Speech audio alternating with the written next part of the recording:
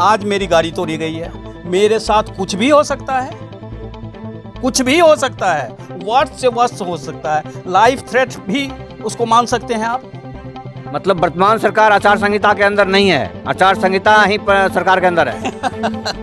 ये तो आप देख रहे हैं, समझ रहे हैं। मैं नमस्कार, मैं हूं संतोष कुमार, आप देख रहे हैं डीएन स्टिल लाइव। मैं हूं एक पीड़ित निर्दलीय प्रत्याशी के पास, और सबसे बड़ी बात है कि जो पीड़ित हैं वो पीड़ितों को न्याय दिलाने वाले हैं। सुप्रीम कोर्ट के अधिवक्ता हैं, साहेबपुर कमाल निर्वाचन क्षेत्र से ये निर्दलीय प्रत्याशी हैं। मैं इनसे जानूंगा कि इनका नाम क्या है, और ये सुप्रीम कोर्ट से यहाँ लोगों को न्याय दिलाने आए हैं और इन्हें न्याय नहीं मिल रहा है। कितने दुर्भाग्य की बात है। आप मेरे बैकग्राउंड में देख रहे हैं जो तस्वीर चल रहा है, इनके ऑफिस के समक्ष इनके गाड़ी को तोड़ा गया है, पथराव किया गया है। मुझे खबर ये मिल रही है कि धमकियां तक मिल रहा है। सर, अपना परिचय दे पहले।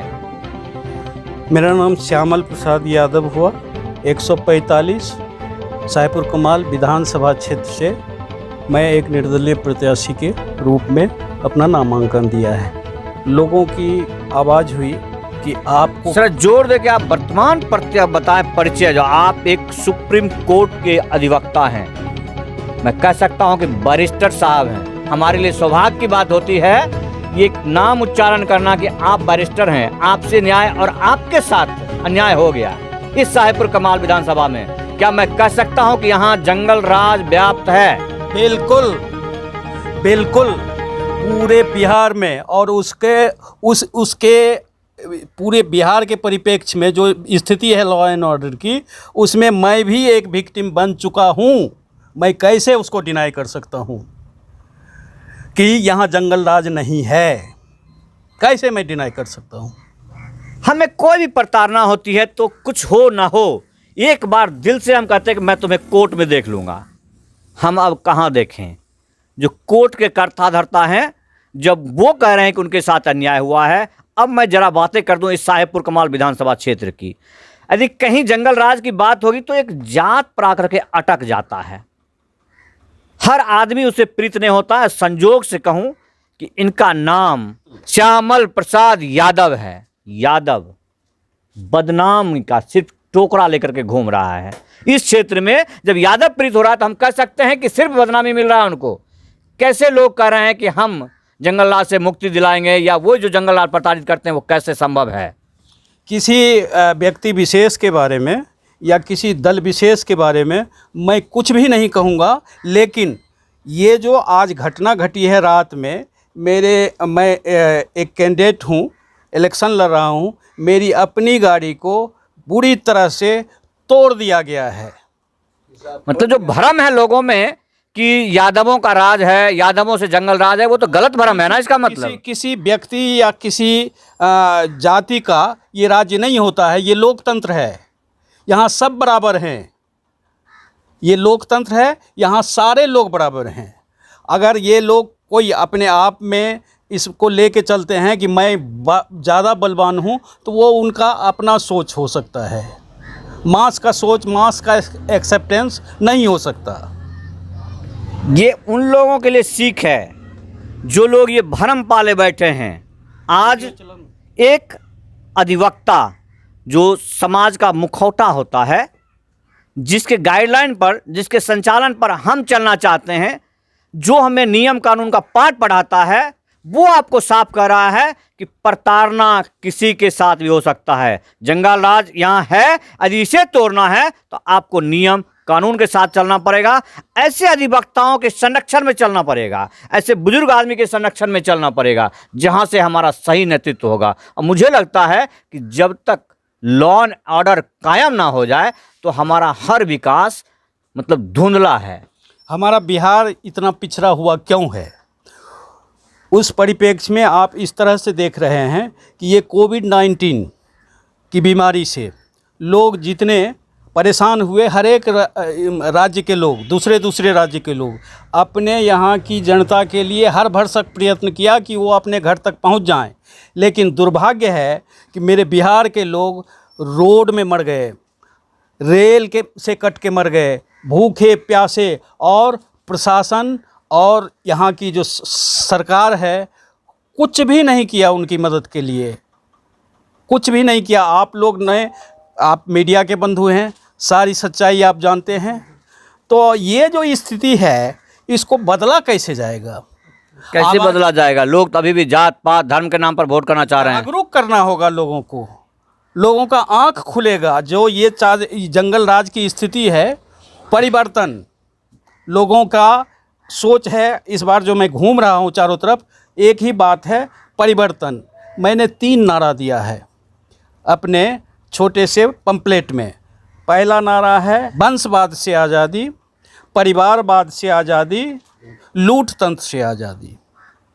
ये मैंने नारा दिया है, इसमें सब चीज़ समाहित है। और 3 चीज़ हमने लिखा है। ये आप कह सकते हैं कि जो हमारे साथ बैठे हुए हैं वयोवृद्ध हैं, मतलब कार्य की समस्त सीमा समाप्त हो चुकी है। अब वो अवस्था इनकी आई जहाँ से सिर्फ ये हमें आशीर्वाद दें, लेकिन इनमें ऊर्जा आई और इस वातावरण से कुंठित होकर के ये रोड पर आए जहाँ पर युवाओं को आना चाहिए था, जहाँ युवाओं को समझना चाहिए था कि हमें परिवारवाद से आज़ादी मिले, वंशवाद से आज़ादी मिले और लूट तंत्र से आज़ादी मिले। क्योंकि लूट तंत्र, परिवारवाद इस तरह हमारे पर हावी रहेगा तो हम क्या विकास कर पाएंगे, और विकास करके भी हम क्या कर पाएंगे? साफ तौर पर 3 बात और हमने कही। मैं बहुत कम शब्दों में बहुत कुछ कहने की कोशिश करता हूँ। वो है परिवर्तन, उसके बाद है मुक्ति, उसके बाद है आज़ादी। परिवर्तन, मुक्ति, आज़ादी, वंशवाद से आज़ादी, परिवारवाद से आज़ादी, लूट तंत्र से आज़ादी। इन 6 शब्दों में मैंने भरसक सारी चीज़ों को समेट लिया है। समझने वाले हमारे बुद्धिजीवी युवा जो हैं, स्पेशली अब रोज़गार की बात होती है। हमारे युवा पढ़ लिख के घूम रहे हैं, रोज़गार नहीं है। रोज़गार कैसे होगा? रोज़गार सृजन कैसे किया जाए? पहले रोज़गार का सृजन करना होगा हमें, तभी तो रोज़गार बढ़ेगा। तो इस तरफ किन्हीं का ध्यान नहीं है, किन्हीं का ध्यान नहीं है। वोट की राजनीति दिल्ली से लेके राज्यों तक कैसे कैप्चर किया जाए वोट को गुमराह करके, यही सब हो रहा है। सच्चाई से बहुत दूर है। गांव में घूम रहे हैं ये जलधन और फलाना ठिकाना, ये सब लूट का एक जरिया बना हुआ। इसी को हमने इंगित किया है अपने नारा में। वो सब आप लोग पत्रकार बंधु हैं, आप लोग से हम बहुत अपेक्षा रखते हैं कि आप लोग इन बातों को हमेशा हाईलाइट कीजिए, एकदम कीजिए, लोगों तक बात पहुँचे कि हमारा दिया हुआ पैसा कैसे लूटा जा रहा है। जहाँ तक मेरा सवाल है कि अगर आप यहाँ की जनता मुझे चुनती है तो मैं 3 बिंदु पे आश्वासन देता हूँ लोगों को। वो 3 बिंदु है। सपोज कीजिए कि मुझे शासन से, प्रशासन से अपने क्षेत्र के लिए 100 रुपया मिला, 100 रुपया, और हमारे क्षेत्र में 50 ग्राम पंचायत है, तो मैं इक्वली सब में डिवाइड कर दूंगा। उस ग्राम पंचायत के लोगों से हाथ जोड़ के रिक्वेस्ट करूंगा कि भाई गांव की सबसे बड़ी समस्या जो है जन सामान्य की समस्या, वो आप लोग तय कीजिए जिससे सबको लाभ हो रहा हो, और उस काम को पहले प्रायोरिटी बेसिस पे मुख्य रूप से उसको कीजिए। बेशक मेरे सिग्नेचर से होगा, मैं बगैर आपकी सहमति के 1 पैसा किसी को छूने नहीं दूंगा। यह मेरी क्षमता है। कैसे छुएंगे? हमारी पब्लिक का पैसा है, पब्लिक के लिए है, हमारी जनता का पैसा है। आपको हिसाब देना है, आप क्या कर रहे हैं काम, वो विजिबल होना चाहिए, हवा में नहीं होनी चाहिए बातें। जो मतलब जनता मालिक है, मालिक का जो निर्णय होगा उसके साथ आप रहेंगे। बिल्कुल वास्तविक है, सोच बिल्कुल साफ है इसमें। दूसरी चीज़, एक चीज़ और कि लोगों की सोच बनी हुई है कि नेता जीत के चले जाते हैं, एक बार जीत के आते हैं, चले जाते हैं। मेरा कहना है लोगों को कि अगली बार मैं आपसे वोट, अगर इस बार आप हमें भेजते हैं तो शायद अगली बार आपको यह शिकायत नहीं रहेगी। मैं इतनी बार आऊँगा आपके दरवाजे पर बैठ के आपसे मांगूंगा खाना कि 2 रोटी खिला दो, भूख लगी है। और मैं आप ही के बीच में, आप दिल्ली की बात छोड़ दीजिए, पटना की बात छोड़ दीजिए, वहाँ हाउस जब चलेगा मैं वहाँ आपकी लड़ाई लड़ूंगा, और उसके बाद हाउस के बाद जो मेरे पास समय होगा, मैं इसी मिट्टी में पला बढ़ा, यहीं से पढ़ा, बढ़ते बढ़ते मैं अभी सुप्रीम कोर्ट तक पहुंचा। तो आप तंग आ जाएंगे मुझसे कि ये कैसा विधायक है कि रोज़ इधर ही घूमते रहता है, इधर ही घूमते रहता है। तो उस बात को फिर बोलने का मैं मौका नहीं दूंगा, कम से कम, कि मैं नहीं लोगों के बीच में आता हूँ। इनके कहने का तात्पर्य है कि अब जो अब तक इन्हें करना था वो कर चुके हैं, अब ये अपने मातृभूमि की सेवा में आए हैं, अपने माटी में आए हैं, तो जो भी इनका समय होगा वो अब यहीं रहेंगे और यहीं देंगे। साफ तौर पर बिल्कुल साफ है, इनके सोच के साथ मैं हूँ। ऐसे व्यक्ति का सम्मान होना चाहिए और जो इनके साथ प्रताड़ना हुआ है वो जन समुदाय को सीख के तौर पर लेना चाहिए और प्रशासन को खास करके ये हिदायत मिलनी चाहिए कि वो समझे इस चीज़ को, जो जंगल राज है वो आपके वजह से कायम है, वरना उनके मजाल नहीं है कि वो इस प्रकार की हरकतें कर सके। अब आप उम्मीद कर सकते हैं कि जिसमें मुझे सिंबल मिला, मैंने राइटिंग में, जो निर्वाची अधिकारी हैं उनके पास मैं राइटिंग में दिया हूं कि मुझे पर्सनल सिक्योरिटी एक दी जाए 19 तारीख को। आज तक मेरे पास सिक्योरिटी नहीं है, जबकि चुनाव आयोग का प्रोविज़न है, ऑलरेडी इस्टेब्लिश्ड प्रोविज़न है कि कैंडिडेट को पर्सनल सिक्योरिटी तुरंत मुहैया कर दी जाए। इसमें तो आप बात करते, चूँकि आप अधिवक्ता हैं और ऐसा कहा जाता है कि आचार संहिता के बाद कम से कम सरकार निष्पक्ष हो जाती है जी, चुनाव आयोग प्रभार में आ जाता है, तब भी बात नहीं सुनी थी। इसका मतलब वहाँ भी निष्पक्षता नहीं है? बिल्कुल नहीं है, वहाँ एक्यूरेसी जो होनी चाहिए। अब हम आज मेरी गाड़ी तोड़ी गई है, मेरे साथ कुछ भी हो सकता है, कुछ भी हो सकता है, वर्स्ट से वर्स्ट हो सकता है, लाइफ थ्रेट भी उसको मान सकते हैं आप। मतलब वर्तमान सरकार आचार संहिता के अंदर नहीं है, आचार संहिता ही सरकार के अंदर है। ये तो आप देख रहे हैं, समझ रहे हैं, मैं स्टेटमेंट दे चुका हूं। अब निर्णय, आप पत्रकार बंधु हैं, आप अपने हिसाब से इसको आगे प्रशासन के कान तक पहुंचाइए, आप अपने माध्यम से भी।